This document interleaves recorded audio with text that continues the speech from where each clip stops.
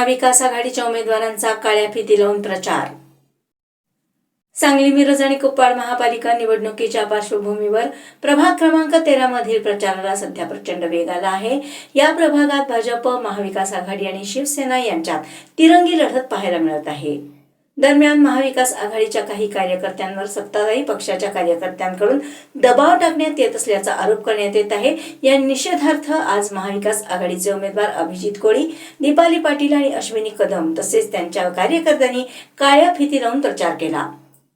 काळ्या फिती लावून करण्यात आलेला हा प्रचार लोकशाही मूल्यांवरील अन्यायाविरोधात असल्याचे उमेदवारांनी यावेळी सांगितले। कोणत्याही दबावाला बळी न पडता जनतेच्या प्रश्नांसाठी लढा सुरूच राहील असा निर्धारही त्यांनी व्यक्त केला।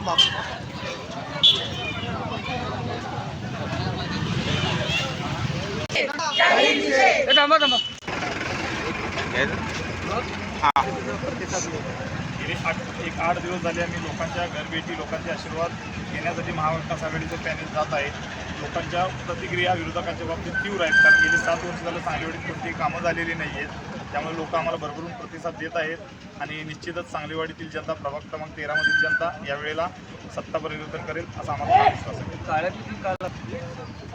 आता काळ्या फिती लावण्याचं कारण असं आहे की सांगलीवाडीमध्ये सत्तेचा गैरवापर होत आहे आणि दबाव तंत्राचा वापर होत आहे। विरोधक लोकांच्या घराघरात जाऊन प्रचार न करता दबाव टाकण्याचा प्रयत्न करत आहेत।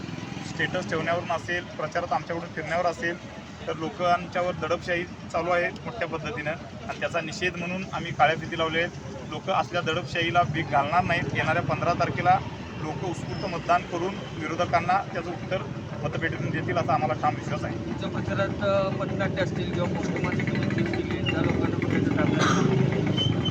आता आमचे जे प्रचार यंत्रणेत जे प्रचार करतात पोस्टमॅनच्या संदर्भातून आम्ही प्रचार चालू केलेला आहे। आम्ही बाहेरचे मनुष्यबळ आणून आम्ही प्रचारासाठी पथनाट्य वगैरे लोकांना अवेअरनेस करण्यासाठी, जनजागृती करण्यासाठी या निवडणुकीत आम्ही प्रयत्न केला आहे। तर बाहेरून येणाऱ्या लोकांचा पण दमदाटी केली जाते, अडवलं जाते।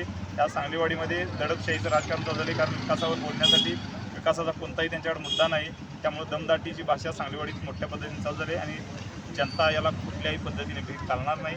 येणाऱ्या 15 तारखेला लोक मतपेटीतून दाखवून देतील आणि आम्ही त्यांचा जाहीर निषेध करण्यासाठी आम्ही काळ्या फिती आज सर्वांनी लावलेली आहे। काय आव्हान मतदारांना मी एवढंच सांगतो की कुठल्याही दडपशाहीला बळी पडू नका।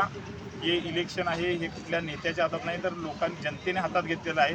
जे 15 तारखेला जे मतदान होईल, जो निकाल लागेल तो जनतेचा कौल असेल आणि जनता सत्ताधाऱ्यांना त्यांची जागा या 15 तारखेला मतपेटीतून दाखवेल।